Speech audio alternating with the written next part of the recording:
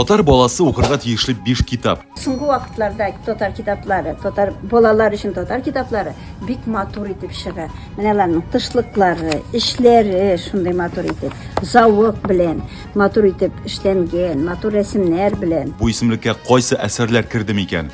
Беренче китап Роберт Миңнуллин Алма бабай. Роберт Миңнуллинның шигырьләре гомумән алар үзләре аерым игътибарга лайык. Шундый матур итеп, җайлы итеп, рәхәт итеп язган ул шигырьләрен.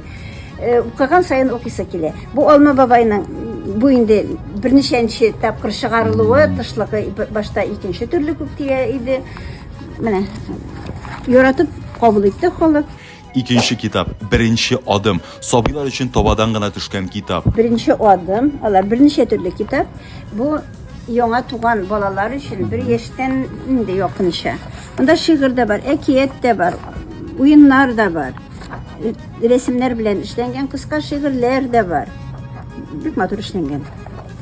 Әтиәниләр яратып ала бу китапны. Баланы татарчага өйрәтү өчен беренче адым. Чынлап та дөрес сүз. Өченче китап Алсу Рәхмәтуллина Туган ягым кошлары. Бу китапны мен үзем ясадым.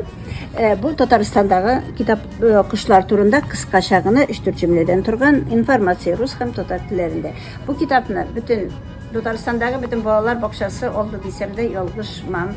Балаларга да әбиләре ала, әниләре ала. Безнең чынлап та безнең табигать белән танышу китабы. Дүртенче китап Татар халык әкиятләре Мәңге үлмәс классика. Һәрвакыт сорала. Һәрвакыт чыгып тора мондай китаплар. Без бик шат мондай китапларның булуына. Китапның бите шундый яхшы кагаздан эшләнгән, рәсемнәре матур. Бишенче китап Карина Рәхмәтуллина Мияухан белән Куянкай Матуркай. Һәм менә тагы яңа китап белән таныштырасым килә. Бик матур.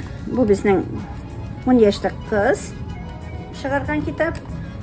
Рус һәм татар телендә рәсемнәре шундый матур.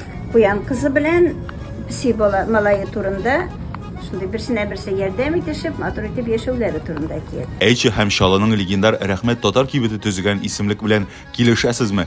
Килешмәгән очракта бу бишлеккә кайсы авторларның нинди әсәрләрен кертер идегез? Җавапларыгызны көтеп калабыз.